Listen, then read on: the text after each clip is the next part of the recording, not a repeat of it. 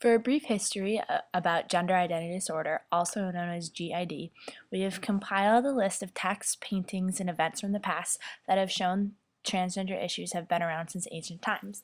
Early research into GID found that GID was a psychological condition, a mental illness by definition.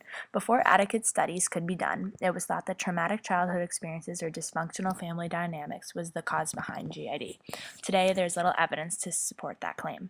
Transgender and gender identity disorder can be traced back to the Roman Empire. Emperor Elagabalus, emperor of Rome in 218 CE, often appeared in women's clothing and makeup and even claimed a male lover as a husband. He was assassinated in 222 CE, his body mutilated and dragged through the streets of Rome and dumped into the Tiber River. Other examples of gender identity disorder can be correlated with the goddess of love, known as Cupid by the Romans and as Eros by the Greeks. Cupid Eros was the child of Hermes and Aphrodite, which was the root for the term hermaphrodite. A hermaphrodite is an organism that has body parts associated with male and female genitalia.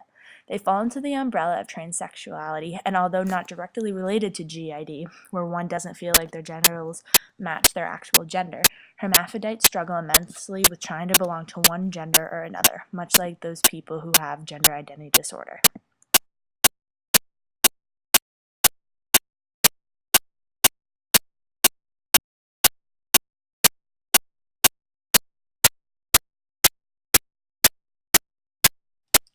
The symptoms of GID can vary from children to adults. Symptoms in children can include disgust with their own genitals, expressing a desire to be the opposite sex, believing they will grow up to be a person of the opposite sex, feeling rejected by their peers, and having anxiety or depression. In adults, symptoms include dressing like the opposite sex, depression and/or anxiety, wanting to live as the opposite sex, wish to get rid of their own genitals, as well as cross-dressing. Cross-dressing and social withdrawal are symptoms in both children and adults.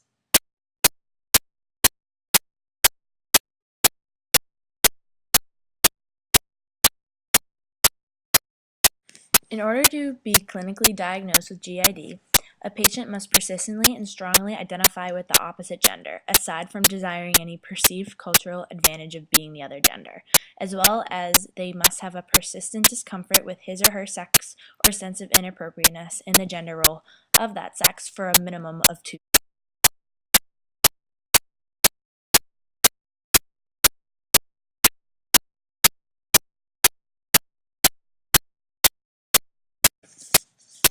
The causes for GID are technically unknown.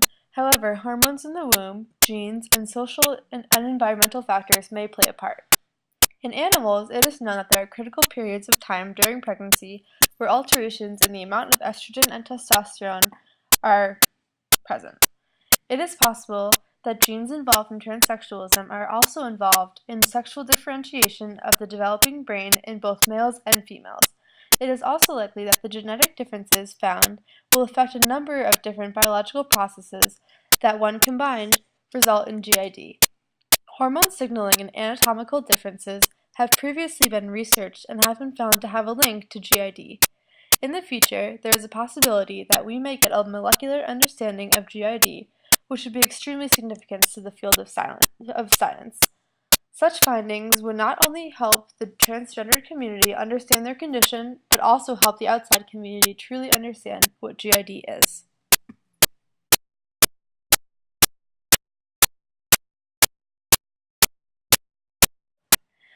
There are many misconceptions and myths surrounding gender identity disorder.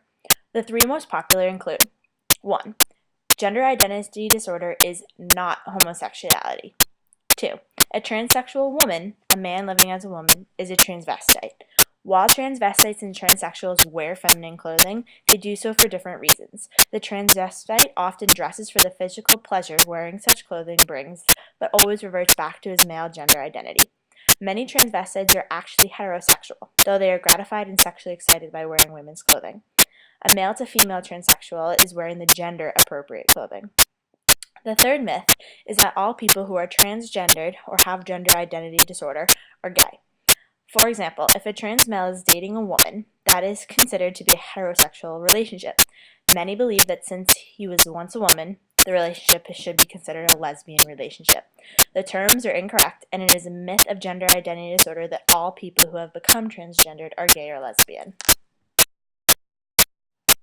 Please pause our presentation and take a moment to watch this supplementary video.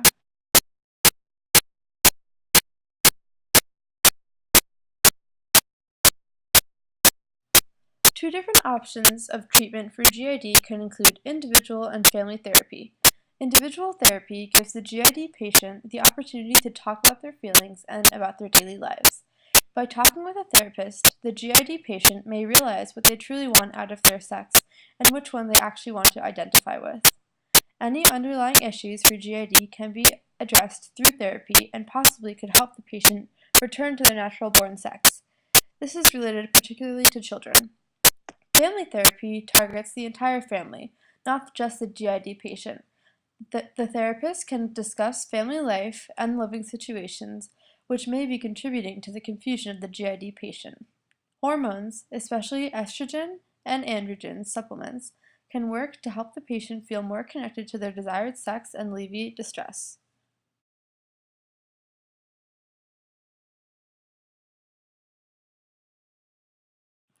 The most serious treatment option is a sex change surgery. For male to female patients, it would include facial feminization, which is the alteration of facial features and/or structures, including the nose, brow, and jaw. A breast augmentation, which is the placement of breast implants. Vaginoplasty, which is bottom surgery, conversion of genitalia from male to female.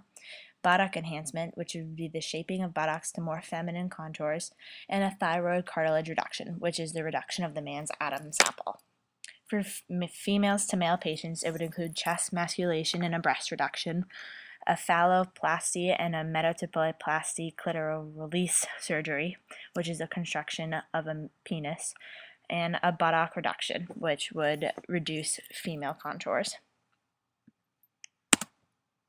All surgeries, hormone supplements, and therapy treatment options are all so that the person affected by gender identity disorder can be alleviated from the distress caused by the discomfort of being in the wrong body. We hope our presentation on GID was interesting and informative. Thank you for watching!